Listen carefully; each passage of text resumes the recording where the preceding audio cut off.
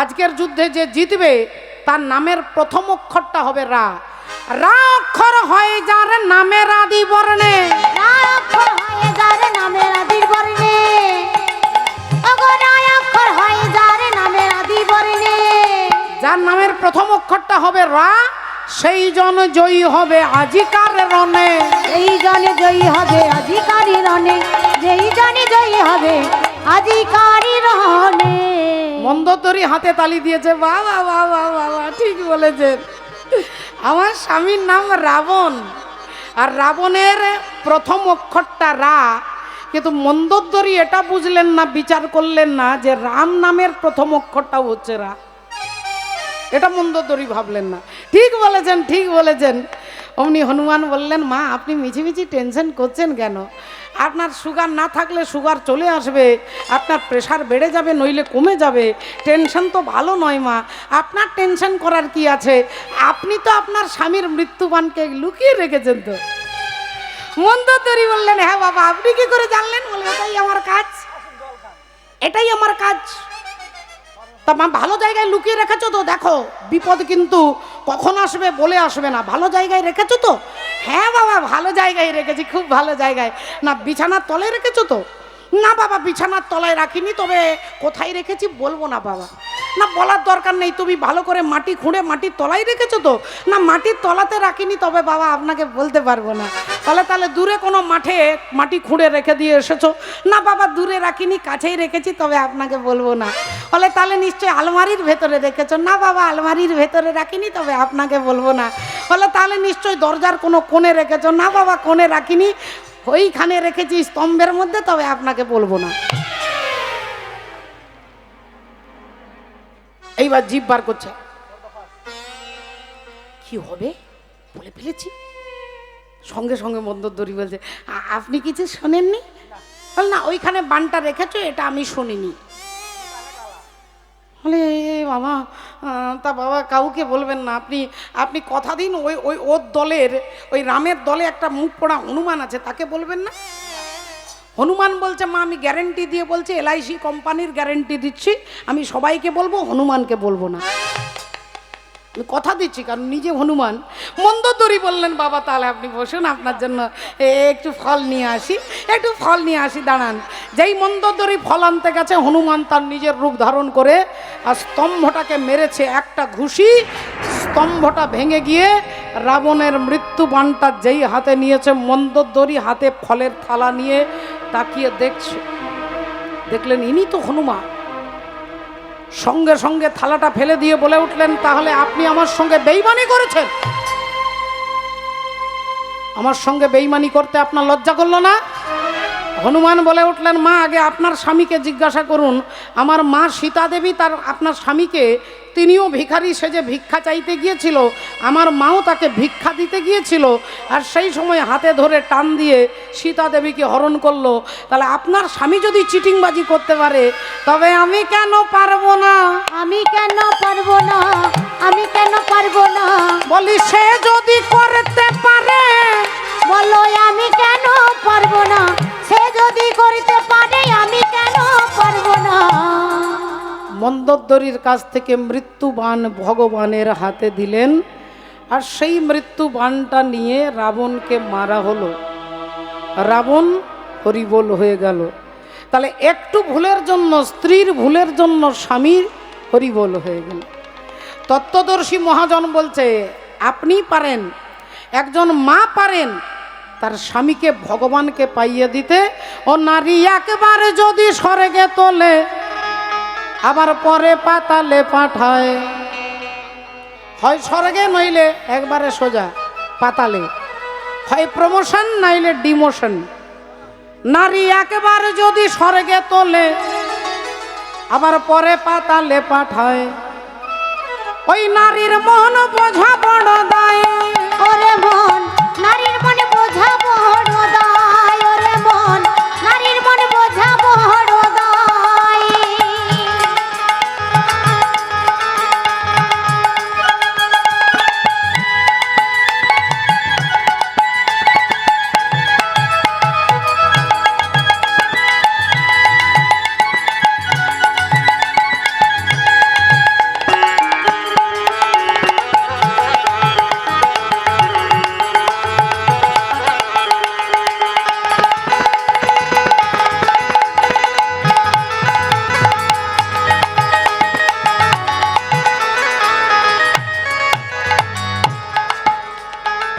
নারী দুর্গা, নারী কালী, নারী শক্তি হয় ভূপালী।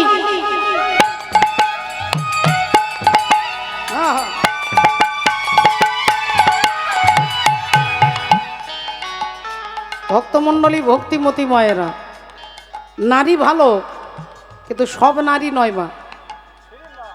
হরি বল, সব নারী নয়, তাহলে কেলেঙ্কারি শেষ থাকবে না। নারী পুতনাও আছে, নারী যশোদাও আছে, নারী হিড়িম্বাও আছে, তারকা রাক্ষসীও আছে। এটা মনে রাখতে হবে বাবা, সব নারী নয়। সতী নারী, পতিব্রতা নারী, নারীর কথা বল। যাকে আমরা পুজো করি, দুর্গা দেবীর পুজো, তারপরে লক্ষ্মী দেবীর পুজো, তিনিও নারী। তারপরে কালীর পুজো, তিনিও নারী। তারপরে জগদ্ধাত্রীর পুজো, শীতলার পুজো, সন্তোষীর পুজো, সব নারী। আমাদের হিন্দু সনাতন ধর্মে নারীর মর্যাদা দেওয়া হয়। মহাজন কি বলছে একটু তাকিয়ে দেখো।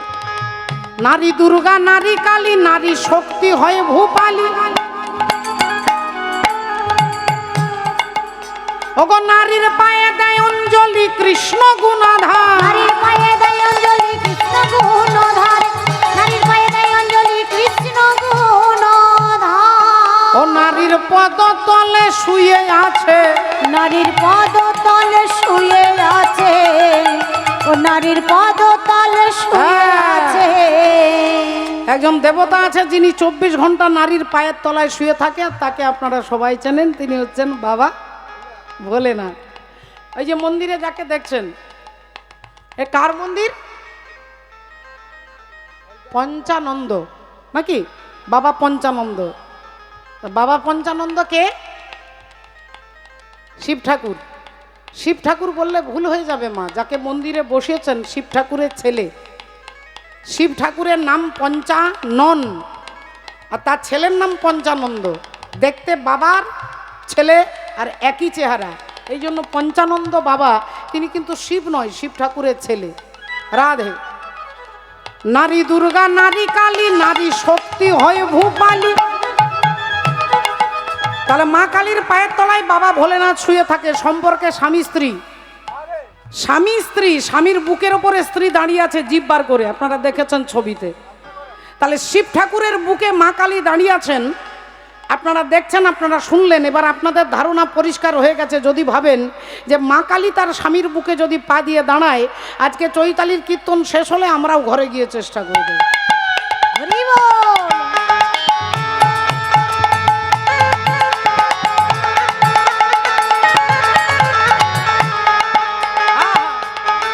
ও নারীর পদ তলে শুয়ে আছে, ও দেখো স্বয়ং ভোলা মহেশ্বর। নারীর মহান, নারীর মহান বোঝা বড় দায় ওরে মন। নারীর মন বোঝা বড় দায় ওরে মন। নারীর মন বোঝা বড় দায়। ও নারী আরি বাড়ি যদি স্বর্গে তোলে, পরে পাতালে পাঠাই। আহা নারীর মন বোঝা বড় দায় ওরে মন। নারীর মন বোঝা বড় দায় ওরে মন। নারীর মন বোঝা বড় দায় ওরে মন। নারীর মন বোঝা বড় দায়। মাননীয় ভক্তমণ্ডলী, ভক্তিমতী মায়েরা, ললিতা বললেন আপনি চিন্তা করবেন না, আপনার ধুতির আঁচলে এক মুঠো সর্ষের দানা বেঁধে দেন। তাই আজকে বিশ্বা বসু রাত্রিবেলায় নিয়ে যাচ্ছেন বিদ্যাপতিকে চোখে কাপড় বেঁধে, আর সর্ষের দানা একটা একটা করে পড়তে পড়তে যাচ্ছে। এইবার যেই নদী নালা খাল বিল পেরিয়ে যেই গুফার কাছে এসেছে, চোখের বন্ধনটা খুলে বললেন আপনি নীলমাধব দর্শন করুন, আমি একটু ফল ফুল নিয়ে আসি। এই বলে যেই বিদ্যাপতি তাকে দাঁড় করিয়ে দিয়ে বিশ্বা বসু চলে গেলেন, বিদ্যাপতি ভগবানকে দেখেই তার চোখ দিয়ে অনর্গল জল পড়ছে। মাগো, অনর্গল জল পড়ছে। ভগবানকে দেখে বিদ্যাপতি বলছে, ঠাকুর আমি বহুদিন তোমার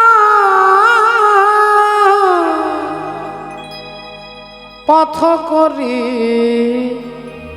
নিরীক্ষ, কবে আসবে মাধব আমায় করিবে সেবা। আমি বহুদিন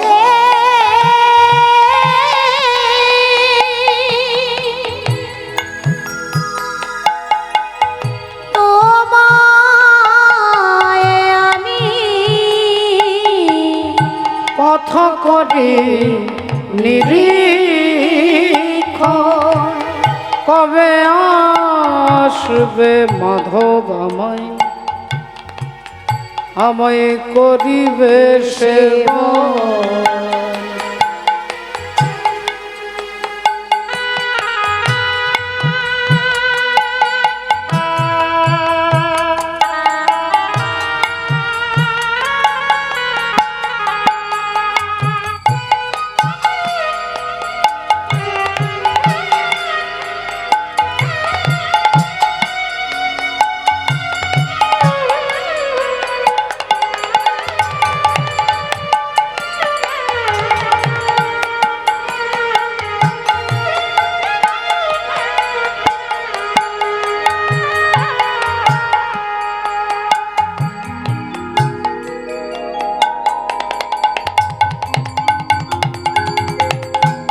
তোমার প্রেম বসে আমি করি অঙ্গীকার,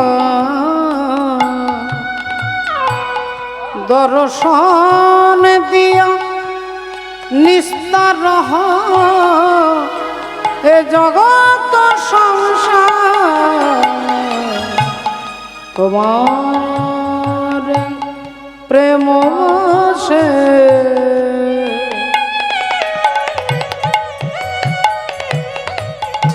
আমি করি অঙ্গীকার, দর্শন দিয়া নিস্তার এ জগৎ সংসার। গোবিন্দ গোপাল তুমি, তুমি গিরিবরধারী, বজ্রের স্থাপিত তুমি, অগ ভক্তের অধিকারী।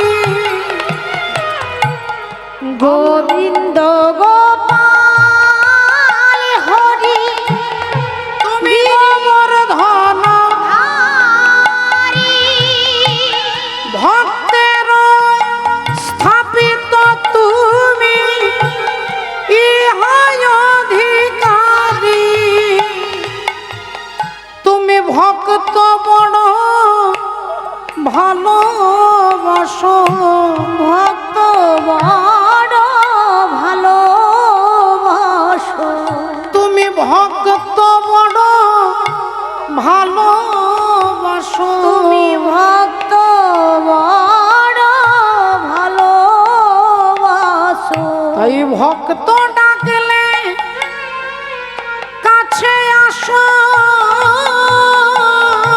তুমি ভক্ত বড় ভালোবাসো, তাই ভক্ত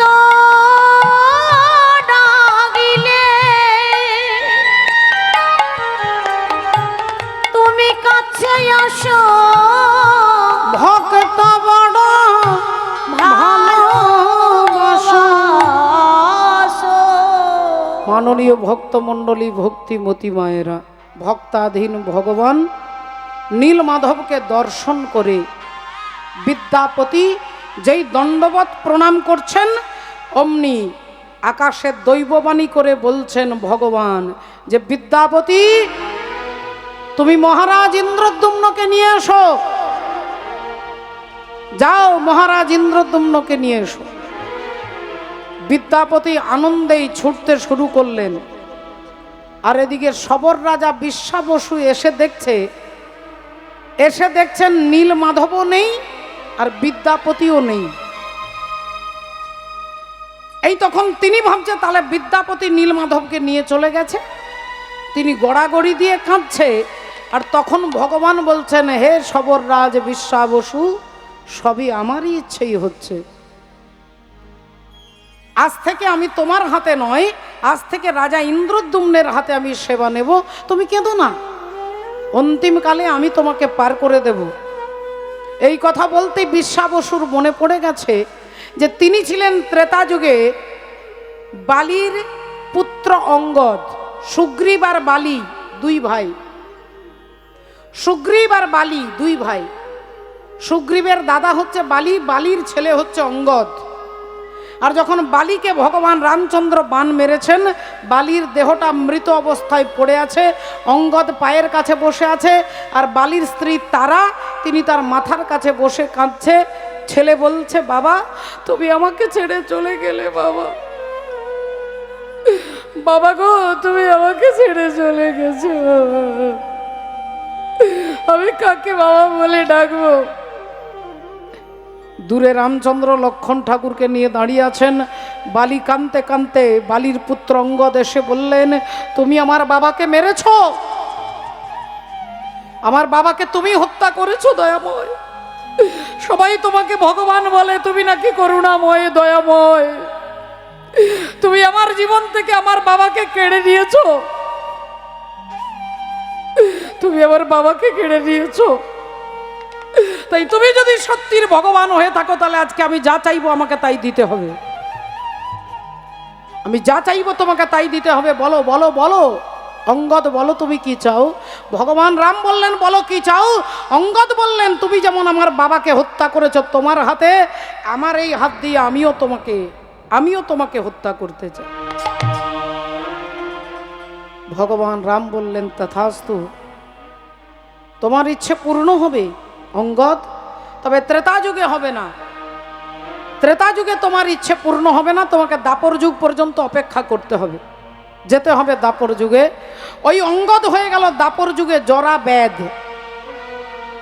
পশু পাখি শিকার করা যার কাজ, সেই জরা ব্যাধ তিনি যাচ্ছেন জঙ্গলে শিকার করতে।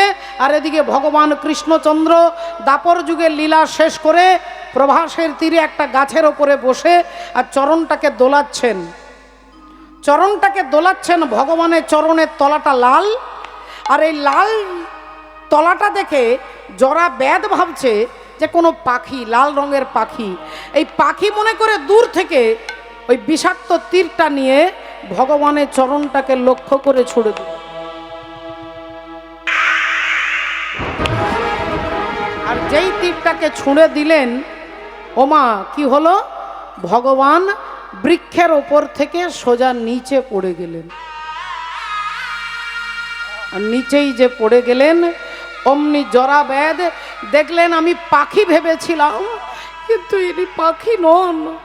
ছুটে এসে জরা ব্যাধ ভগবানের চরণ ধরে কাঁদতে কাঁদতে বলছে, ঠাকুর আমি মহাপাপী, আমি ঘোর পাপী, আমি দুরাচারী, আমি তোমাকে আঘাত করেছি ঠাকুর, আমি তোমাকে চিনতে পারি নাই, বুঝতে পারি নাই ঠাকুর। ভগবান শ্যাম সুন্দর বলছেন, ব্যাধ তুমি এমন করে কেঁদো না। ত্রেতা যুগে তোমাকে কথা দিয়েছিলাম, তোমার হাতেই আমার দাপর যুগের লীলা শেষ হবে। আমারই ইচ্ছেই তুমি আমাকে মেরেছো, আমার ইচ্ছে না থাকলে তুমি আমাকে মারতে পারতে না। কিন্তু ঠাকুর আমি ভগবানকে আঘাত করেছি, এর থেকে বড় পাপ আর কি হতে পারে? তাহলে আমি পাপী, আমি দুরাচারী, আমি অধম।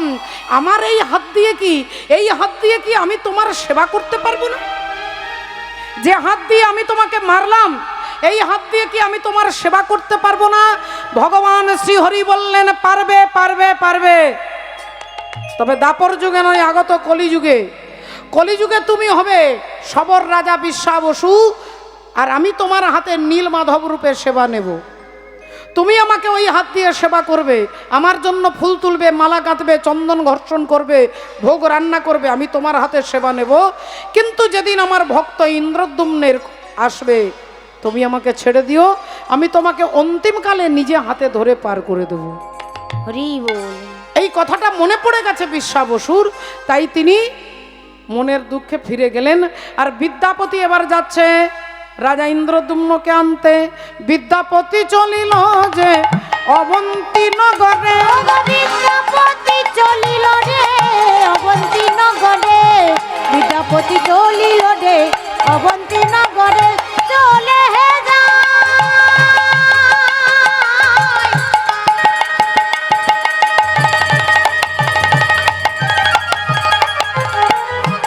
চলে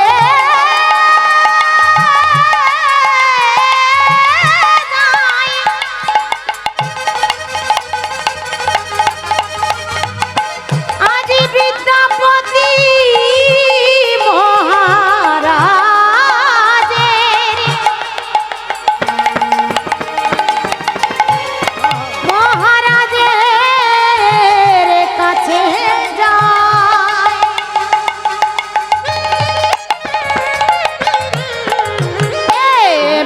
বিদ্যাপতি চলিল যে অবন্তী নগরে, বিদ্যাপতি চলিল রে অবন্তী নগরে।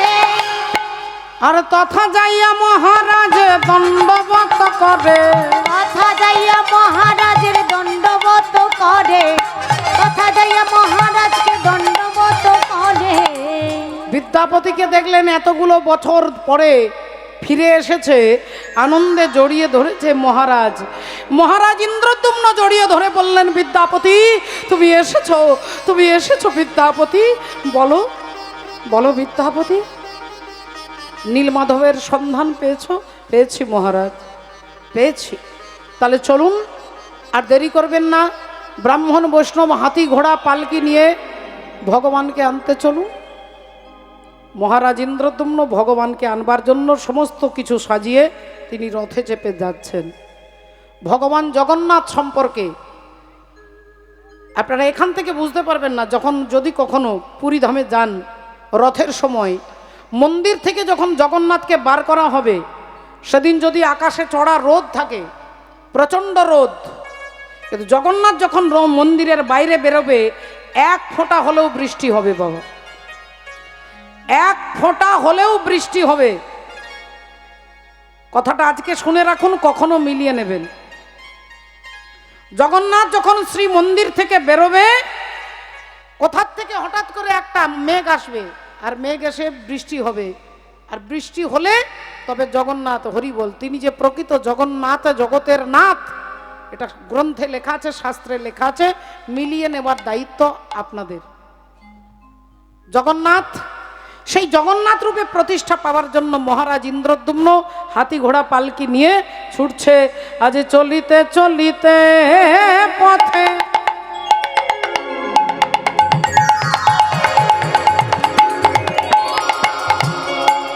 ও গহা গোবিন্দ বলি ডাকে, আজি চলে যাহা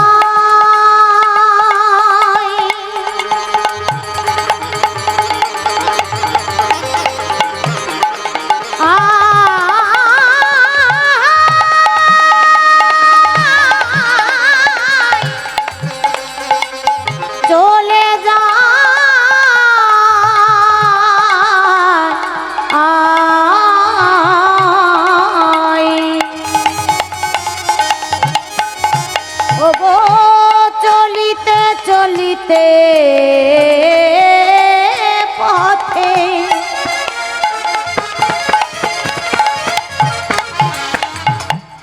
হা গোবিন্দ বলি ডাকে, বলি কথা তুমি দিনের দয়াল হরি হে,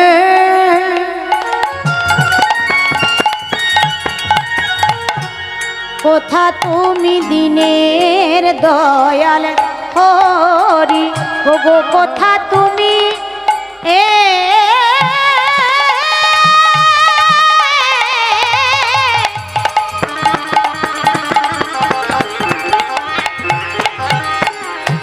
দিনের দয়াল হরি হে, কোথা তুমি দিনের দয়াল হরি।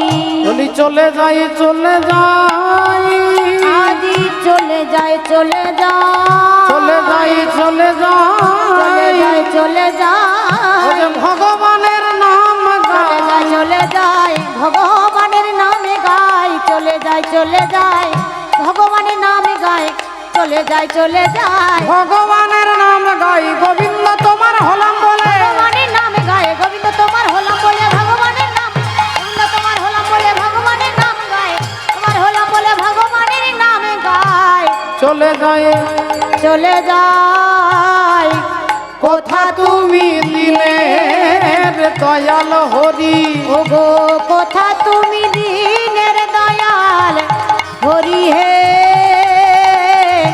কোথা তুমি দিনের দয়াল হরি। ও ভক্তিমতী মায়ের একবার সময় মিলে বলুন, বলো ভগবান কৃষ্ণচন্দ্র কি, জয়। বলো রাধা রানী কি, জয়। बोलो जगन्नाथ जीव की जय। पुरी धाम की জয় নিতাই গৌর প্রেমানন্দে হরি হরি বল। হরি বল তাই আজকে যাচ্ছেন আমরা উড়িয়া ভজনের মধ্য দিয়ে তাকে একটু স্মরণ করব। জগন্নাথের উড়িয়া ভজন শুনতে শুনতে আমরা যাব। মহারাজ ইন্দ্রদুম্ন যাচ্ছেন রাধে রাধে, আমরাও যাব একটু তালি দিয়ে, তালে তালে তালি দিয়ে হরি বল। মতে করি দেন রে নন্দলালা পুরী কেন্দরাবালা। কেন্দরাবালা মানে ভিকিরি। ভগবানকে কেউ আমরা বলি না যে ঠাকুর আমাকে ভিকিরি করে দাও, কিন্তু ভক্ত একজন তিনি জগন্নাথকে বলছে তুমি আমাকে ভিখারি করে দাও।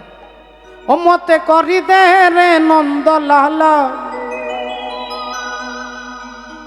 মতে করি দে রে নন্দলালা ও পুরী কেন্দরাবালা।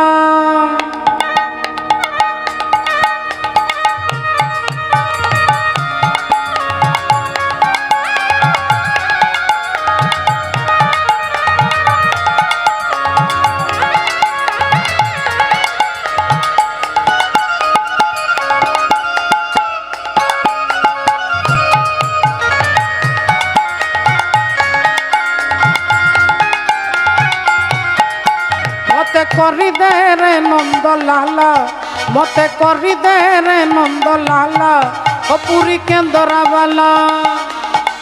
মতে করি দে রে নন্দলালা, মতে করি দে রে নন্দলালা ও পুরী কেন্দরবালা। হে থাউড়ে চাউড় পড়ু কি না পড়ু, থাউড়ে চাউড় পড়ু কি না পড়ু তোর কড় গলা। মু অঠরে কঠরে অন্তরে ভিতরে তু নথিলে হেলা। তু নথিলে লাল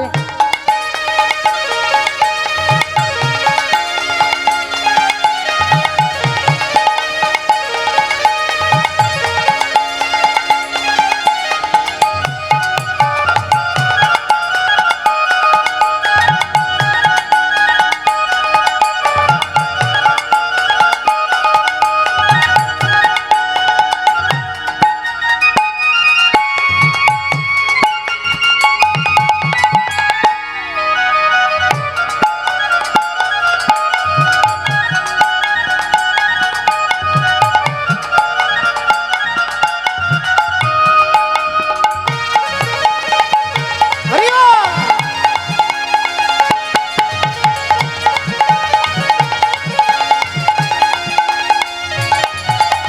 নরেন্দ্রে স্নান করি পিলিবি পীড়ক চিতা, লাও ঠড় কেন্দর ধরি মুন্ডরে ভিড়ি বিটিকা।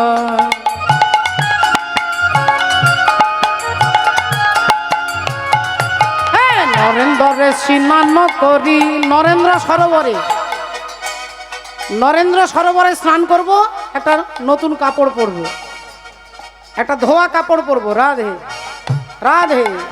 নরেন্দ্রে স্নান করি পিন্ধিবি পীড়ক চিতা, লাও ঠড় কেন্দর ধরি মুন্ডরে ভিড়ি বিটিকা। শ্রদ্ধা বালির সিংহ দুয়ার তু, শ্রদ্ধা বালির সিংহ দুয়ার তু জালিবি পকেই জুলা। আমি একটু জানবো কারা কারা পুরী ধামে গেছেন, একটু হাত তুলুন। ওখানে প্রদীপ কিনে কারা কারা প্রদীপ আরতি করেছেন জানেন? ওই প্রদীপকে বলে পকেই জুলা, উড়িয়া ভাষায় বলে। হ্যাঁ, জালিবি পকেই জুলা মুই সুররে তালরে লয়রে ছন্দরে তু নাথিলে না উলু তো। এ তু নথিলে লাল, তু নথিলে লাল। মতে করি দে রে নন্দলালা পুরী কেন্দরাবালা। মতে করি দে রে নন্দলালা পুরী কেন্দরবালা, মতে করি দে রে নন্দলালা পুরী কেন্দরবালা, পুরী কেন্দরবালা, পুরী কেন্দরবালা। উড়িয়া ভজন হবে, হবে ভাই, অবশ্যই হবে। হরি বল, হরে কৃষ্ণ, জয় নিতাই, রাধে শ্যাম। ভক্তমণ্ডলী, ভক্তিমতী মায়েরা, যদি কারো রক্ত কম থাকে ভিটামিন কম থাকে ওর কাছে, পানের দোকানে পান খাবেন, পানের মধ্যে কাজু আছে, কিশমিশ আছে, সব কিছু আছে, পান খেলে সব কাজ হবে, 2 in 1। হ্যাঁ, আমি তো জীবনে পান টান খাইনি কখনো, আজকে খুলে দেখলাম যে এই পান খেলে আর আপনাকে হরলিক্স খেতে হবে না, সব কিছু কাজ করবে এই পানের মধ্যে। হরি বল, জয় নিতাই, জয় রাধে, খাইকে পান বানারস বালা। তা আজকে দেখুন সেই উড়িষ্যার জগন্নাথের ভজন ভাই বলেছে, আর একটা জগন্নাথের আমরা ভজন শুনবো। বলো ভগবান কৃষ্ণচন্দ্র কি জয়।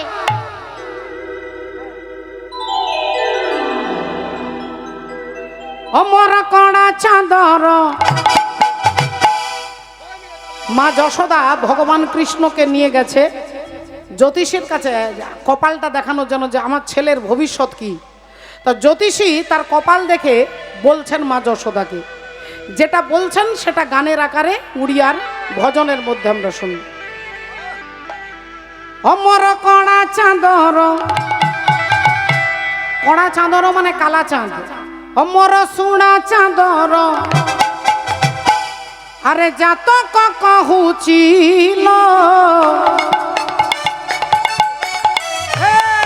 তোতে কন্দেই মারিবে তোতে হেলো যশোদা রানী। এ কন্দে হি মারিবে তো হতে হেলো যশোদা রানী, কন্দে হি মারিবে তো হতে হেলো যশোদা রানী। তোর কণা চাঁদর, তোহ সুনা চাঁদর, তোহ কণা চাঁদর, সুনা চাঁদর, জাতক কহুছিল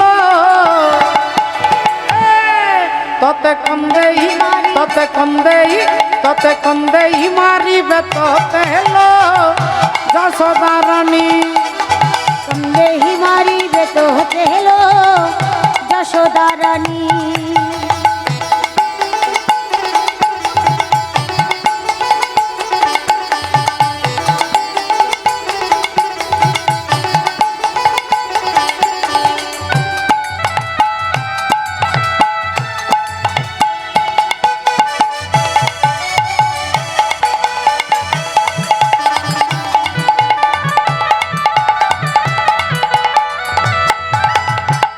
কি বলছে দেখুন, সপ্তম তার শুক্র মঙ্গল গ্রহ, শুক্র আর মঙ্গল 7 ঘরে আছে। মা যশোদা বলছে তাহলে কি হবে, বলে ভালো চুরি করতে পারবে আর কি। সপ্তম তার শুক্র মঙ্গল গ্রহ, করিবে এ নানা চুরি, আলো করিবে এ নানা চুরি। আছে একাদশী ঘরে রাহুল, সে তো মানিবিনি কিছু আহুল। আছে একাদশী ঘরে রাহুল, সে তো মানিবিনি কিছু আহুল। রাধা প্রেমরে করিবে তো নীলমণি, তোতে কন্দে হি মারিবে তো হতে হেলো যশোদা রানী।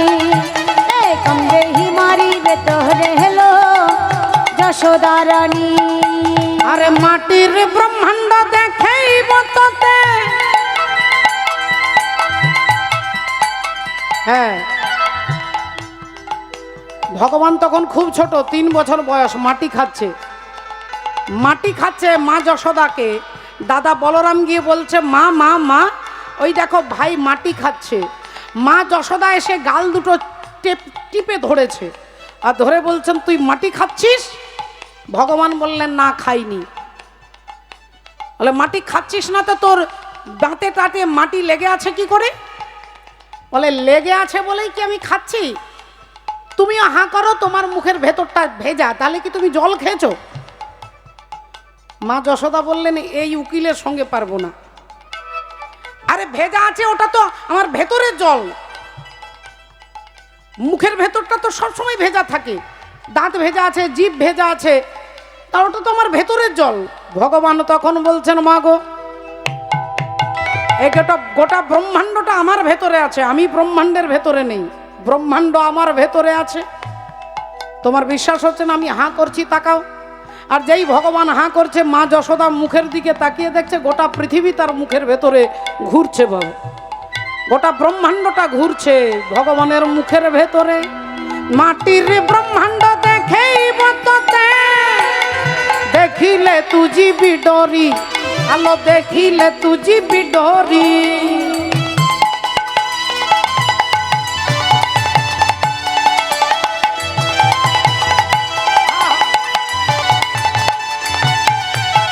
সারা জগত কুখণকে মাতিবা, হাথরে বইসি ধরি, আলো হাথরে বইসি ধরি।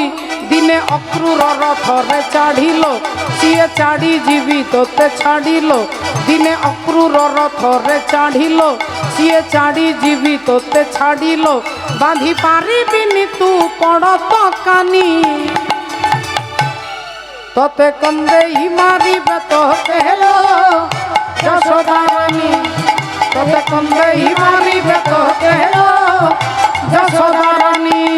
ততে কন্দেই মারিবে তোতে হেলো যশোদারানী। সন্দেহি মারিবে তোতে হেলো যশোদারানী। সন্দেহি মারিবে তোতে হেলো যশোদারানী। বলো রাধা রানী কি জয়। মায়েরা অনেক বেশি আছেন, বাবারা অনেক কম আছেন। একটু ভোল্টেজটা দেখে নেবো, মায়েদের ভোল্টেজ বেশি না বাবাদের ভোল্টেজ বেশি। তা এমনিতে মায়েরা সবসময় জিতে যান, ঘরে ঝগড়া হলে মায়েদের ভোল্টেজে বেশি থাকে। এখানে একটু দেখে নিচ্ছি প্রথমে মায়েদের জন্য। বলো রাধা রানী কি জয়। বেশি আছে না? কত ভোল্টেজ আছে দাদা? 17,500। তাহলে আরেকবার সুযোগ দিলে ওটা 20,000 হয়ে যাবে। মায়েদের জন্য দুবার সুযোগ। বলো রাধা রানী কি জয়। 24,000। হ্যাঁ, আচ্ছা এবার বাবাদের দেখে নি, খুব সংখ্যা কম কিন্তু ভোল্টেজটা দেখে নিন। বলো রাধা রানী কি এ তো পুরো 50,000 ভোল্টেজ। হ্যাঁ, হরি বলো হরে কৃষ্ণ। জয় নিতাই, জয় রাধে। ভক্তমণ্ডলী, ভক্তিমতী মায়েরা, এখন ঘটনা কি হয়েছে দেখুন। একজন ভদ্রলোক, আপনারা কি সুন্দর হরিধ্বনি উলুধ্বনি দিচ্ছেন এই রাত্রিবেলায় ঠান্ডার মধ্যে বসে। একজন ভদ্রলোকের নাম হচ্ছে দানচন্দ্র। সারা জীবনে 1 টাকাও কখনো দান করেনি। বাবা মা নাম রেখেছে দানচন্দ্র। সারা জীবনে মন্দিরে, তীর্থে, কোনো ব্রাহ্মণ, কোনো ঠাকুর, কোনো প্যান্ডেলে, কোনো হরিনামে 1 টাকাও দেননি। দেখতে দেখতে ভদ্রলোকের বয়স 75 বছর হয়ে গেছে। স্ত্রী রেগে রেগে বলছে, বলি হ্যাঁ গো, তা সারা জীবনে তো আমাকে কোথাও কোনো দিন নিয়ে গেলে না। তা বলি 10 কিলোমিটার দূরে গঙ্গা, একটু গঙ্গা স্নান করতে পারছো না? অন্তত একটাবার তো গঙ্গা স্নান করে আসবে। স্বামী বললেন ঠিক আছে, তুমি ভোল্টেজ কমিয়ে দাও, আমি আগামীকাল ভোরবেলায় বেরিয়ে পড়বো, গঙ্গা স্নান করে চলে আসবো। ভদ্রলোক ভোরবেলায় বেরিয়ে পড়েছে, ওখানে গিয়ে বেলা করে উঠেছে গঙ্গায়। গঙ্গার ঘাটে গিয়ে দেখছে কেউ কোথাও নেই। ভাবলেন এমন একটা ঘাটে স্নান করব যে ঘাটে কেউ থাকে না, যেখানে মোড়া পোড়ায়। সেই মুর্দা ঘাটে গিয়ে 1টা ডুব দিয়েছে, 2টো ডুব দিয়েছে, 3টে ডুব দিতে যাবে। ভাবছে 1 টাকাও খরচা নেই, গঙ্গা স্নান করে পালিয়ে যাব, এক্ষুনি ব্রাহ্মণ চলে আসবে। আর 3 নাম্বার ডুব দিয়েছে, আর অমনি ভগবান শ্রীহরি তাকে পরীক্ষা করবার জন্য ব্রাহ্মণ সেজে অমনি হাত বাড়িয়ে বলছেন, যজমান কি জয় হো। দানচন্দ্র বললেন কি ব্যাপার আপনি? বললেন আমি ব্রাহ্মণ, মাঝে মাঝে এখানে আসি, অনেক ভদ্রলোক, অনেক দাদা আছেন, অনেক বাবু আছেন, আমাকে 1 বছরে যত খাবার টাকা, 1 বছরের যত খরচা অনেকে আছেন আমাকে দিয়ে দেয়। তো দানচন্দ্র বললেন আপনি কি ভাবছেন আমি আপনাকে 1 বছরের টাকা দেব? ভগবান বললেন না না না, 1 বছরের টাকা দিতে হবে না, 6 মাসের দেন। দানচন্দ্র বললেন 6 মাস তো দূরের কথা, 3 মাসের দেব না। ভগবান বললেন 3 মাসের দিতে হবে না, 1 মাসের দেন। দানচন্দ্র বললেন 1 মাস তো দূরের কথা, 15 দিনের দেব না। ভগবান বললেন 15 দিনের দিতে হবে না, 7 দিনের দেন। ভগবান এই কথা শুনে রাধে রাধে। দানচন্দ্র বলছে 7 দিন তো দূরের কথা, 1 দিনের দেব না। ভগবান বললেন 1 দিনেরও দিতে হবে না, 1 বেলার দেন। দানচন্দ্র বললেন 1 বেলারও দিব না, বড় জোর 1টা টাকা তোমাকে দিতে পারি। তা ভগবান ভাবলেন কৃপণের কাছ থেকে যদি 1 টাকাও বার করতে পারি ভালো কথা, তা 1 টাকাই দেন। দানচন্দ্র বললেন আমার পকেটে এখন 1 টাকাও নেই, এটা ধার রইল, যদি কখনো আমার গ্রামে তুমি যাও, যদি কখনো হরি বল যাও আমার গ্রামে, ফতেপুরে যাও আমার গ্রামে, এখান থেকে 10 কিলোমিটার দূর, যদি ওখানে যেতে পারো আমার বাড়ির ঠিকানা বলে দিচ্ছি, 1 টাকা গিয়ে নিয়ে আসবে। আর মনে মনে ভাবছে 1 টাকার জন্য কি কেউ 10 কিলোমিটার হাঁটবে? এই আনন্দে চলে এসেছেন বাবা। এখন দানচন্দ্র বাড়ি এসেছে, পরের দিন সকালবেলায় ভগবান গিয়ে দরজা ঠকঠক করছে। তা দানচন্দ্র তো জানে না যে তিনি চলে এসেছে। স্ত্রীকে বলছে, দেখ তো কে এসেছে, দেখ তো। স্ত্রী অমনি বাইরে বেরিয়ে দরজাটা খুলেছেন। কে ব্যাপার, কে বাবা আপনি? না আপনি আপনার স্বামীকে গিয়ে বলুন কালকে গঙ্গা স্নান করতে গিয়েছিল, ওখানে আমার কাছে 1 টাকা ধার করে এসেছে, সেই 1 টাকাটা নিতে এসেছি, আপনার স্বামীকে গিয়ে বলুন। স্ত্রী এসে বলে উঠলো চিৎকার করে, বলি এই যে ঘাটের মোড়া স্বামী, বলি 1 টাকাও দিতে পারোনি? তুই কি করে জানলি না উনি চলে এসেছে 1 টাকা নিতে? দানচন্দ্র বললেন, 1 টাকার জন্য এত দূর রাস্তায় এসেছে, বাপের জন্মে এরকম লোক দেখিনি। তা যা ওনাকে গিয়ে বলে দে, বল আমার শরীরটা খারাপ, যা বলে দে। গিন্নি একটু মুখ শুকিয়ে বললেন, আর বাবা বলবেন না, স্বামী হঠাৎ করে প্রেশার বেড়ে গেছে। ভগবান বললেন, তুমি পাতায় পাতায় চললে আমি শিরাই চলবো। ভগবানও বললেন, আপনার স্বামী যতদিন ভালো না হচ্ছে ততদিন আপনার বাড়িতেই থাকবো, চাল দেবেন, ডাল দেবেন, ঘি দেবেন, সবজি দেবেন, রান্না করে নিজে খাবো। গিন্নি বললেন, বাবা আপনি দাঁড়ান। বলি, হ্যাঁ গো, এখনো যদি ভালো চাও 1 টাকা দিয়ে দাও, যতদিন ভালো না হবে আমাদের ঘরে থাকবে বলছে।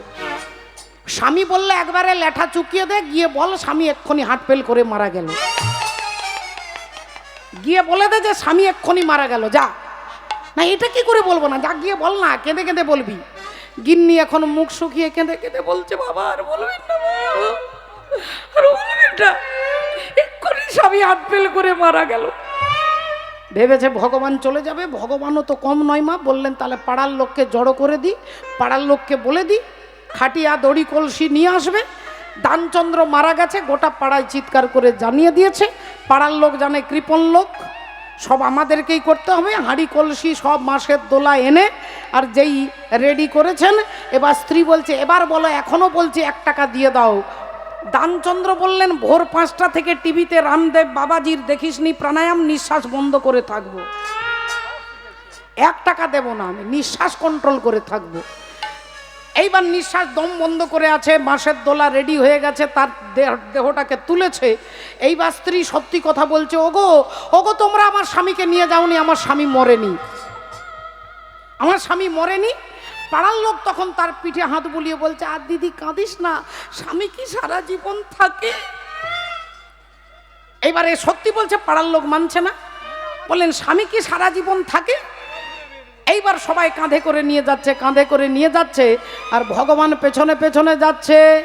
আর ইনি দম বন্ধ করছে, মাঝে মাঝে নিঃশ্বাস নিচ্ছে। ভাবি দেখি শ্মশান পর্যন্ত যদি 1 টাকা দেয়। শ্মশানে চলে এসেছে, চিতা সাজানো হয়ে গেছে, চিতার ওপরে দানচন্দ্রকে তুলে দিয়েছে। এইবার মাচিসটা যেই জ্বালতে যাবে, ভগবান বলে, বেঘরে বেচারা 1 টাকার জন্য পুড়ে মারা যাবে। ভগবানও মাথার কাছে এসে দাঁড়িয়ে বলছেন, দানচন্দ্র, আমি পতিত পাবন জগন্নাথ শ্রী হরি, বলো তুমি আমার কাছে কি চাও? আমি তোমার কৃপণাতে খুশি হয়েছি, ঠাকুর দাদার জন্মে এরকম কৃপণ দেখিনি।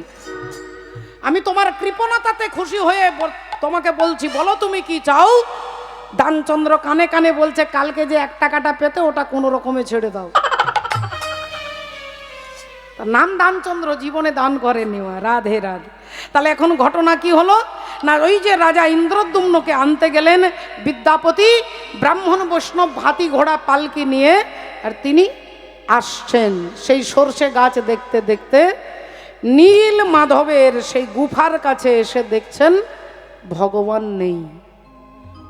রাজা কাঁদতে শুরু করেছে, তাহলে কি আমি মহাপাপী? আপনারা প্রশ্ন করবেন, মনে মনে ভাববেন, মহারাজ ইন্দ্রদ্যুম্ন এমন কি কর্ম করেছে যে জগন্নাথকে প্রতিষ্ঠা করবেন, সারা জগতের নাথকে তিনি প্রতিষ্ঠা করবেন? এই ইতিহাস, এই তত্ত্ব জানতে গেলে একটু সত্যযুগে যেতে হবে। ওই সত্যযুগে এই আজকের মহারাজ ইন্দ্রদ্যুম্ন, তিনি সত্যযুগে ছিলেন একজন ধার্মিক রাজা। তখনও তার নাম ছিল ইন্দ্রদ্যুম্ন। সেই রাজা ইন্দ্রদ্যুম্ন সত্যযুগের রাজা, ঠাকুর ঘরে বসে ভগবানের পুজো অর্চনা করছেন। আর দরজার বাইরে আজকে অগস্ত্য ঋষি দাঁড়িয়েছেন, ভিক্ষাং দেহি, ভিক্ষাং দেহি। যেই আঁচলটা পেতে ভিক্ষাং দেহি বলেছেন, রাজা ভাবছে আগে পুজোটা আগে করে নি, তারপরে ভিক্ষে দেব। কিন্তু নিয়মটা ভুল হয়ে গেল। দরজায় যদি কোনো সাধুগুরু ভক্ত বৈষ্ণব দাঁড়ান, আপনি ঠাকুর ঘরে থাকলেও ঠাকুর ঘরের কাজ ফেলে দিয়ে আগে ভক্তের মর্যাদা রক্ষা করতে হয়। রাজা ভাবলেন আগে পুজোটা করে নি। অগস্ত্য ঋষি বলে উঠলেন, গজের মতো স্তব্ধমতি দেখিয়া রাজারে, গজ হও অভিশাপ দিল ঋষি বরে। হাতির মতো চুপ করে বসে আছো, তুমি হস্তিকুলে জন্মগ্রহণ করবে, হাতি হয়ে জন্মগ্রহণ করবে যেই অভিশাপ দিয়েছে। এই রাজা ইন্দ্রদ্যুম্ন ছুটে এসে অগস্ত্য ঋষির চরণে জড়িয়ে ধরেছে। হে ঋষিবর, বললেন আমার অভিশাপ মুখ দিয়ে বেরিয়ে গেছে, একে পরিবর্তন করা যাবে না।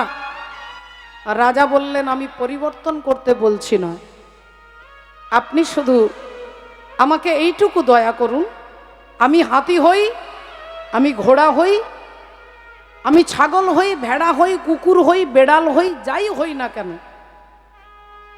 আমার অন্তরে যেন ভগবানকে আমি যেন না ভুলে যাই, ভগবানকে যেন না আমি ভুলে যাই, এইটুকু আমাকে আশীর্বাদ করুন।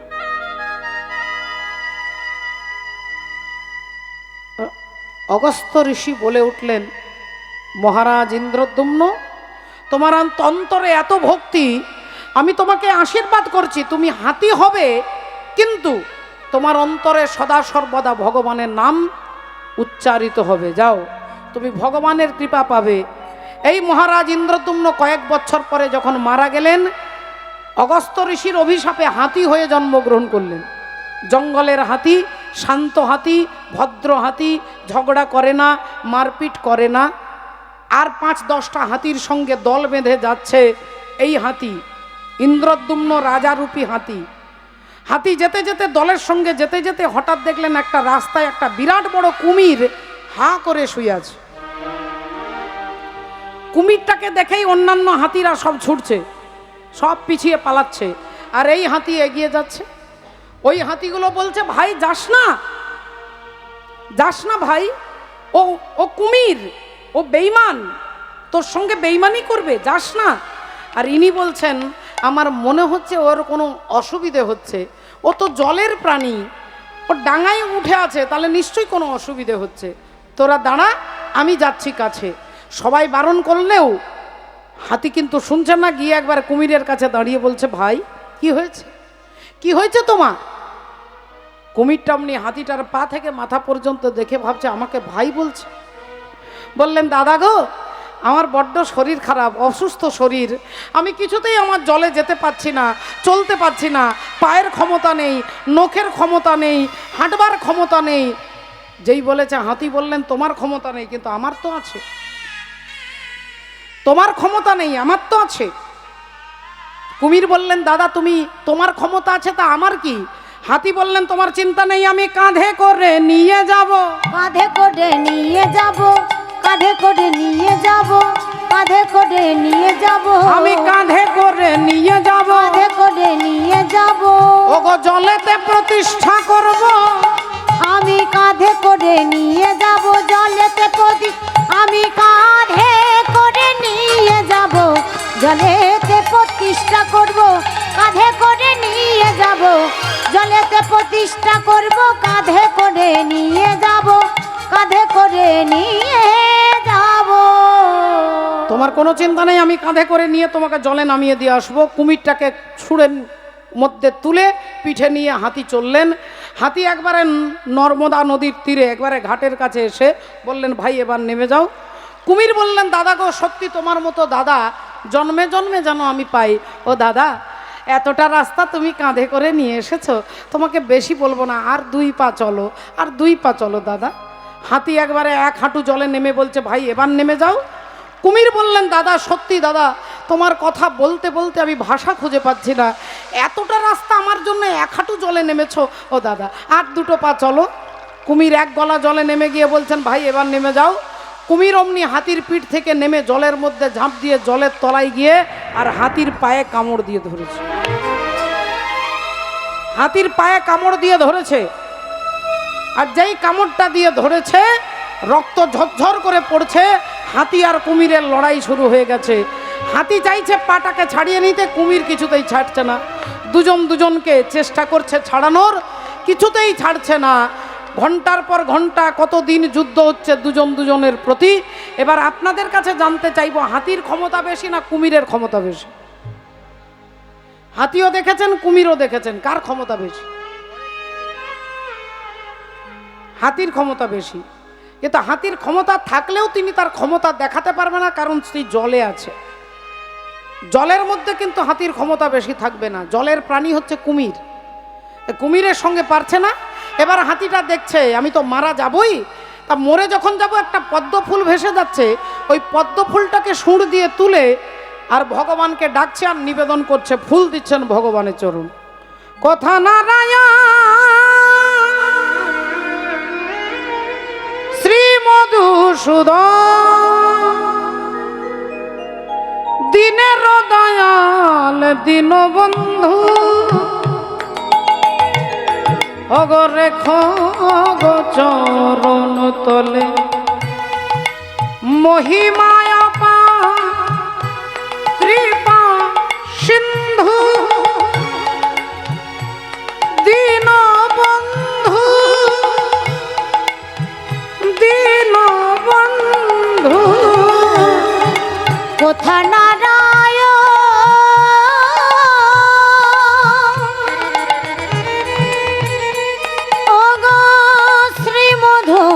সুদন দিনের দয়াল দীনবন্ধু রেখো গো চরণ তলে মহিমায় পার কৃপা সিন্ধু দীনবন্ধু দীনবন্ধু। পদ্ম ফুল নিয়ে যাই ভগবানকে ডাকছেন, ভগবান সেই সময় লক্ষ্মী দেবী চরণ সেবা করছেন। স্বামীর চরণ তলায় বসে লক্ষ্মী দেবী চরণ সেবা করছেন। স্বামীর চরণ সেবা করা স্ত্রীর কর্তব্য, ধর্ম। আপনি পারছেন না, পারেন না, সময় নেই, শারীরিক ক্ষমতা নেই, সে কথা আলাদা। কিন্তু স্বামীর চরণে সেবা করা স্ত্রীর ধর্ম। কেন না, স্বামীর চরণে থাকে রাহু, আর স্ত্রী পারে ওই রাহুকে চেপে ধরতে। সংসারে কোনো অমঙ্গল, কোনো দুর্ঘটনা হতে পারে না যে ঘরে তার স্ত্রী তার স্বামীর চরণ সেবা করে। কিন্তু এখন একটু একটু উল্টে গেছে। এখন মায়েরা যদি সেবা করেন পা টিপে নয়, এখন গলা টেপে শুরু করেন বাবা। তবে এখানকার মায়েদের কথা বলছি না, রাধে রাধে। এখন লক্ষ্মী দেবী চরণ সেবা করছে, হঠাৎ করে কেঁদে কেঁদে মা লক্ষ্মী বলছেন, স্বামী আপনি কি পাথর? আপনার পাথরের বিগ্রহ দেখেছি মন্দিরে মন্দিরে, তা বলে কি আপনি পাথর? আপনার ভক্ত এত কাল ধরে কেঁদে কেঁদে আপনাকে ডাকছে, আপনি শুনতে পাচ্ছেন না? ভগবান বললেন, বেশ ঠিক আছে, চলো তাহলে এক্ষুনি আমার ভক্তকে বাঁচাতে যাচ্ছি। বাঁচাতে যাব বলে ডাকছেন গরুড়কে, গরুড় বলে ডাকছেন। গরুড়ও উড়ে এসে বসেছেন, কারণ ভগবানের বাহন হচ্ছে গরুড়। গরুড় ভাবছে, দেখেছো আমি ছাড়া ভগবান এক পাও কোথাও যেতে পারে না, আমি ছাড়া ভগবান কোথাও যেতে পারবে না, তাহলে আমার গুরুত্ব কত, অহংকার হয়ে গেছে। গরুরের অহংকার অন্তর্যামী। ভগবান ভাবলেন আগে তোমার অহংকারটা চূর্ণ করবি, তারপরে হাতিটাকে বাঁচাবো। গরুর ভাবছে আমি পিঠে না নিলে ভগবান কোথাও যেতে পারে না। আর অমনি গরুরের হাতে ভগবান একটা আঙ্গুল রেখে বললেন, গরুর তুমি উড়ে দেখাও। গরুর বললেন, গোটা বডিটাকে তুলতে পারি, আর একটা আঙ্গুল তুলতে পারবো না। এইবার গরুর চেষ্টা করছে, ডানা নিয়ে বারবার উড়বার চেষ্টা করছে, বারবার চেষ্টা করছে, ফড়ফড় করছে, কিন্তু উঠে আর দাঁড়াতে পারছে না। বেশ কয়েক ঘন্টা ধরে চেষ্টা করার পরে গরুর বুঝতে পেরে গেছে আমার অহংকার চূর্ণ করবার জন্য ভগবানের এই লীলা।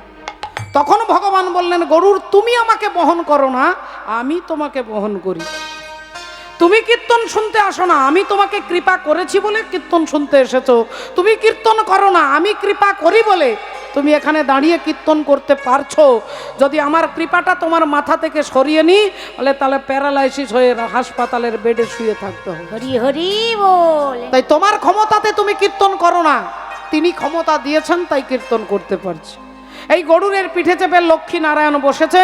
আজ গরুর বাহনে বিষ্ণু উপনীত হইল, গরুর বাহনে বিষ্ণু উপনীত হইল, গরুর বাহনে বিষ্ণু উপনীত হইল।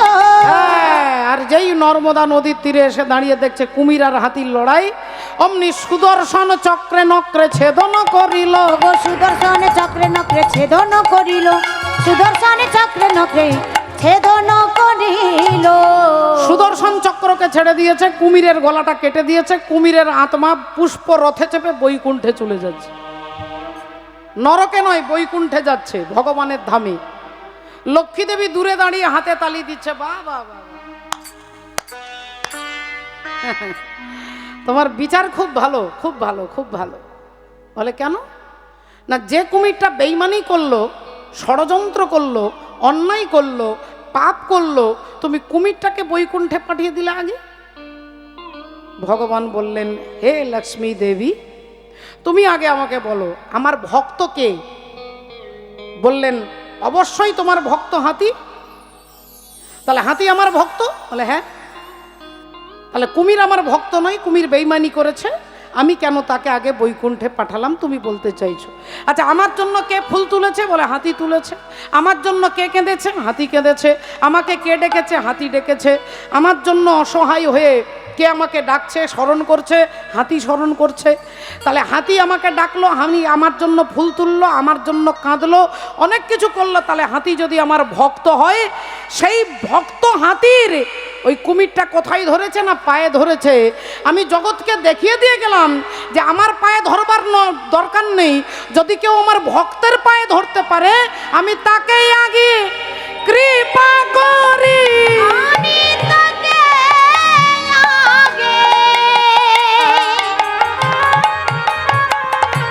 আগে কৃপা করি। আমি তাকেই আগে কৃপা করি। আমি তাকে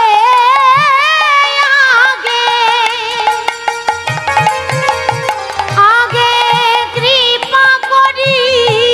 যেজন আমায় ছেড়ে আমার ভক্তের পায়ে ধরে, আমি তাকে আগে কৃপা করি। আমায় ছেড়ে আমার ভক্তের চরণ ধরে, তাকে আগে কৃপা করি। আমায় ছেড়ে ভক্তের চরণ ধরে, তাকে আমি কৃপা করি। আমায় ছেড়ে ভক্তের চরণ ধরে, তাকে আগে কৃপা করি। আমায় ছেড়ে ভক্তের চরণ ধরে, আমি তাকেই আগে কৃপা করি।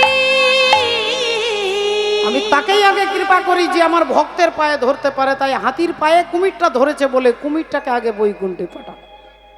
তাহলে হাতিটা হচ্ছেন সত্যযুগে ইন্দ্রদ্যুম্ন রাজা, তিনি কলিযুগে ইন্দ্রদ্যুম্ন হয়েছে। ওই হাতিটাকে বললেন যে তোমার ভক্তিতে সন্তুষ্ট হয়েছি, তুমি আগত কলিযুগে হবে ইন্দ্রদ্যুম্ন রাজা, তোমার হাতে আমি জগন্নাথ রূপে প্রতিষ্ঠা পাব, জগন্নাথ রূপে আমি প্রতিষ্ঠা পাব। তাই আজকে সেই রাজা ইন্দ্রদ্যুম্ন এসেছেন। ভগবান বললেন নীলমাধব রূপে নয়, আমি জগন্নাথ, বলরাম, সুভদ্রা রূপে আমরা তিনজন তোমার হাতে প্রতিষ্ঠা পেতে চাই মহারাজ। তাই চলে যাও মহোদধির জলে, তিনটে দারু কাষ্ঠ, তিনটে কাঠ ভেসে ভেসে আসছে, ওই তিনটে কাঠকে নিয়ে যাও পালকিতে বসিয়ে, আর সেই কাঠ থেকে জগন্নাথ, বলরাম, সুভদ্রার বিগ্রহ তৈরি হবে, তোমার হাতে আমরা সেবা নেব। মহারাজ ইন্দ্রদ্যুম্ন ব্রাহ্মণ বৈষ্ণব ভক্তদেরকে নিয়ে কাঠগুলো তো নিয়ে এলেন, কিন্তু কেমন হবে জগন্নাথ, কেমন হবে বলরাম, কিছুই তো বুঝতে পারছেন না। কি করা যায়, কি করা যায়, কি করা যায়, কয়েকটা দিন পেরিয়ে গেল। এখন ভাবছো বসে চলবে কি সে তুমি ভাববার কে? যার ভাবনা তিনি ভাবছেন, তুমি ভাবো তাকে। হরি বল। রাজা ভাবছেন এত কিছু যদি তার ইচ্ছে হয় তাহলে আমি চিন্তা করব কেন? একদিন পাঠিয়ে দিলেন দেবতাদের শিল্পী, পাঠিয়ে দিলেন কাকে? বিশ্বকর্মাকে। বিশ্বকর্মা প্রভু এসে স্বাভাবিক এক মিস্ত্রি সেজে এলেন, এসে বললেন মহারাজ আমি জগন্নাথ, বলরাম, সুভদ্রার বিগ্রহ তৈরি করব, কিন্তু আমার কতগুলো শর্ত আছে। একটা ফাঁকা ঘর দিতে হবে, দরজা জানালা বন্ধ থাকবে, 21 দিনের আগে দরজা খোলা যাবে না। 21 দিনের আগে যদি দরজা খোলো তাহলে যে অবস্থায় থাকবে সেই অবস্থায় রেখে দিয়ে চলে যাব। তো একটা সুন্দর নিরালা নির্জন ঘর দিলেন, বিশ্বকর্মা ঘরে প্রবেশ করে দরজা জানালা বন্ধ করে দিলেন। ঠুকঠাক শব্দ হয়, ঠক ঠক শব্দ হয়, হাতুড়ি শব্দ, সমস্ত সুন্দর করে প্রতিদিন রাজা ইন্দ্রদ্যুম্ন স্ত্রী গুন্ডিচা দেবী শুনতে আসে কাজ হচ্ছে কিনা। কিন্তু 2 দিন, 10 দিন, 12 দিন, 14 দিন পেরিয়ে গেল। 14 দিনের দিনে রানী বলে উঠলেন, মহারাজ ওই ভদ্রলোক 14 দিন কাজ করছে, জল খায় না, ভাত খায় না, রুটি খায় না, কোনো খাবার খায় না। তাহলে মহারাজ আমার মনে হচ্ছে আজকে কোনো সাড়া শব্দ হচ্ছে না, মনে হচ্ছে তিনি অসুস্থ হয়ে গেছে। না না, উনি বলেছেন 21 দিন সময় লাগবে। মহারাজ আমার মনে হচ্ছে উনি কোনো অসুস্থ, আপনি দরজাটা খোলার ব্যবস্থা করুন। কিন্তু উনি বারবার বলেছেন 21 দিন। না মহারাজ, আমি আপনাকে বলছি আপনি খোলার ব্যবস্থা করুন।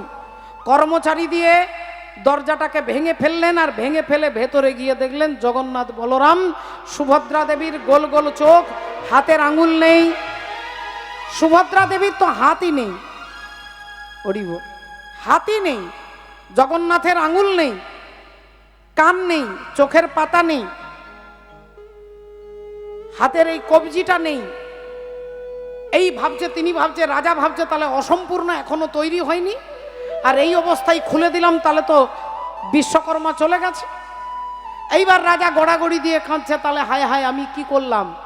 আর তখনই ভগবান বললেন, মহারাজ এটা অসম্পূর্ণ মূর্তি নয়, এটাই হচ্ছে জগন্নাথের মন্দির। এই জগন্নাথের মূর্তি, এই মূর্তির তত্ত্ব আছে।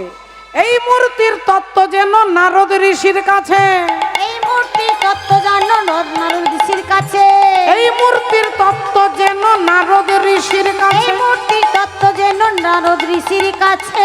আমি জগন্নাথ বলরাম সুভদ্রা কাছে, জগন্নাথ বলরাম সুভদ্রার কাছে, জগন্নাথ বলরাম সুভদ্রার কাছে। এই মূর্তির তত্ত্ব তুমি দেবর্ষি নারদের কাছে জানতে পারবে। মহারাজ ইন্দ্রদ্যুম্ন কেঁদে কেঁদে দেবর্ষি নারদকে ডাকছেন, আর দেবর্ষি নারদ অমনি তিনি আসছেন রাজার কাছে। রাজার কাছে আসছেন ভক্তমণ্ডলী, ভক্তিমতী মায়েরা। রাজা বললেন, এই মূর্তির তত্ত্ব আপনি নাকি জানেন? বললেন, আমিও জানতাম না। একদিন মা রুক্মিণী দেবী আর মা সত্যভামা দেবী দাদা বলরামের মা রোহিণী দেবীকে বলছেন যে রাধা কীরকম, রাধার প্রেম কীরকম।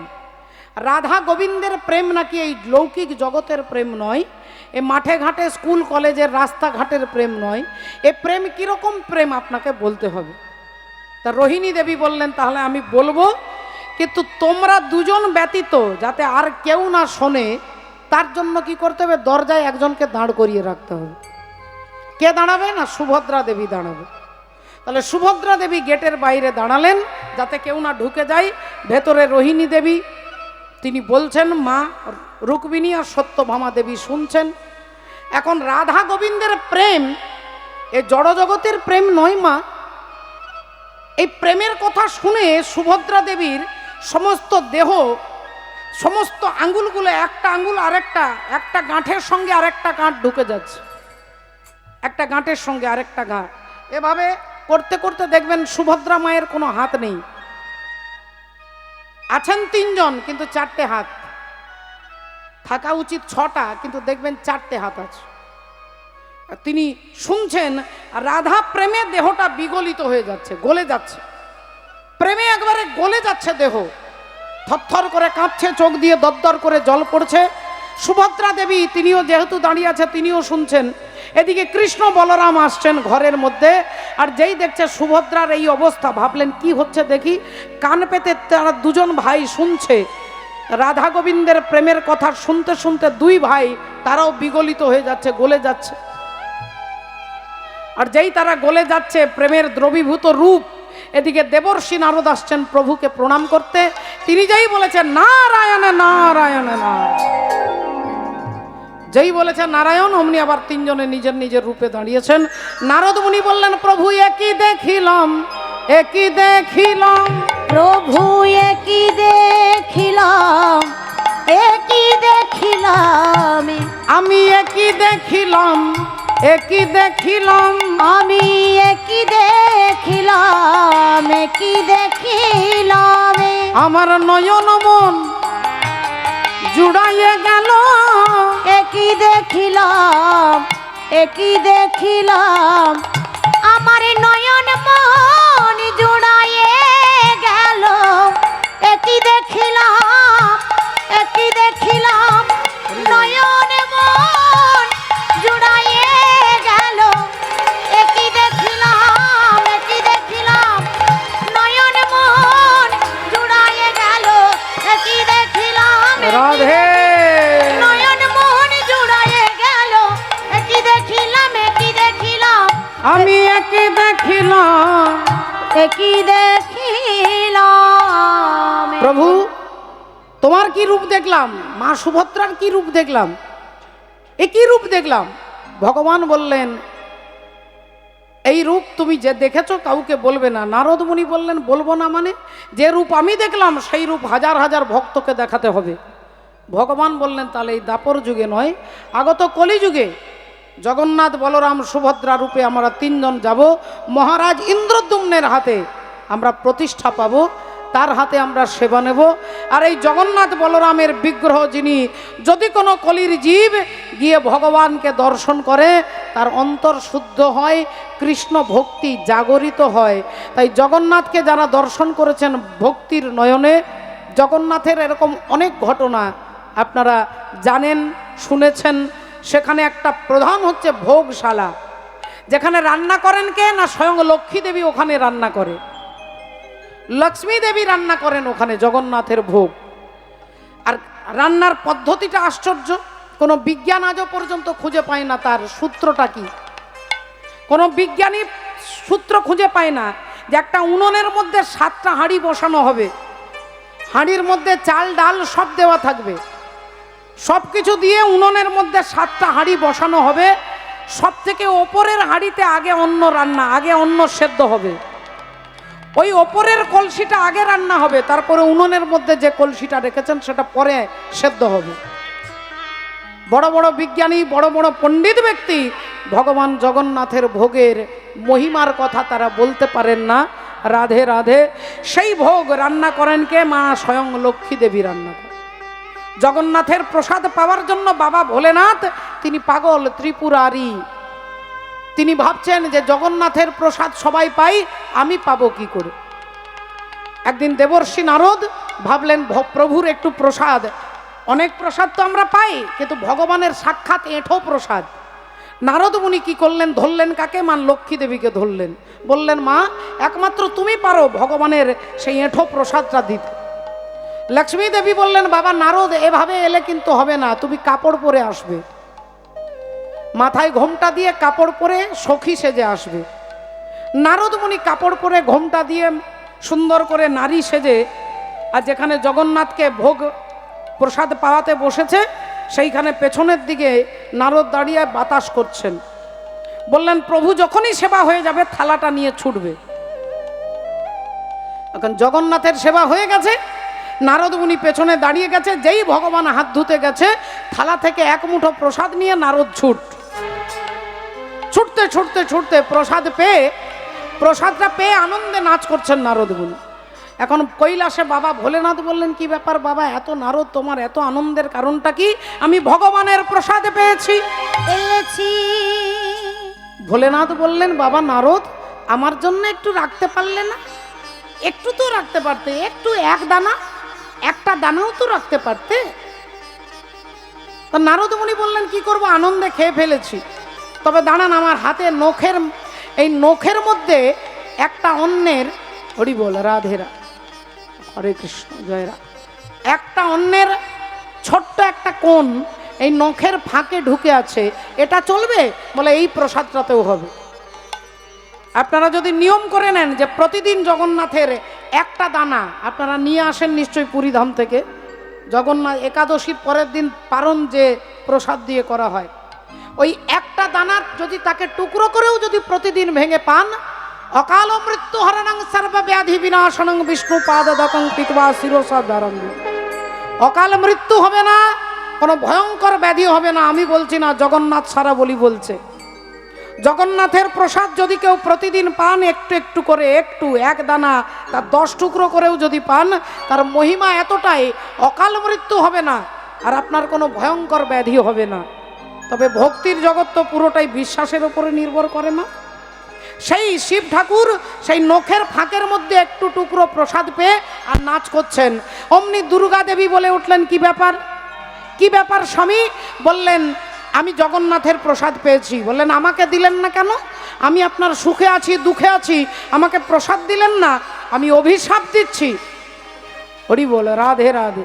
আজ থেকে আমি এমন একটা জায়গায় তৈরি করব, আনন্দ বাজার, যে বাজারে কুকুর আর মানুষ একসঙ্গে প্রসাদ পাবে। হরি বল। ব্রাহ্মণ চণ্ডাল একসঙ্গে প্রসাদ পাবে। পুরীর আনন্দ বাজার, যে বাজারে প্রসাদ বিক্রি হয়, সেখানে আপনি নিষেধ করতে পারবেন না। আপনি প্রসাদ খাচ্ছেন, কেউ যদি এসে আপনার থালা থেকে নিয়ে মুখে দেয়, আপনি বারণ করলেই পাপ হবে। মা দুর্গা দেবী আনন্দ বাজার প্রতিষ্ঠা করলেন। তাই আজকে রাজা ইন্দ্রদ্যুম্ন ভগবানকে প্রতিষ্ঠা করছেন। সৃষ্টিকর্তা ব্রহ্মা তিনি এসে ভগবানের অভিষেক করছেন। ওগো তীর্থ করি নন্দবাড়ি নমন্ন কলসে, সুবর্ণ কলসে মহাকুম্ভে অবিলম্বে করে অধিবাসে। ও মহাকুম্ভ বিলাসে কহে বিলাসে, মহাকুম্ভে অবিলম্বে করে অধিবাসে। মহাকুম্ভে বিলাসে ভক্ত আরে ভগবানের মিলন হইল, ভক্ত আরে ভগবানের মিলন হইল। প্রেমানন্দে বাহু তুলে হরি হরি বলো, প্রেমানন্দে আনন্দে হরি হরি বলো। সবে মিলে যাই দাও বলো হরি হরি। সবে মিলে যায় দাও বলো হরি হরি। আহা নামের প্রভাবে হলো সিন্ধু যাবে তরি।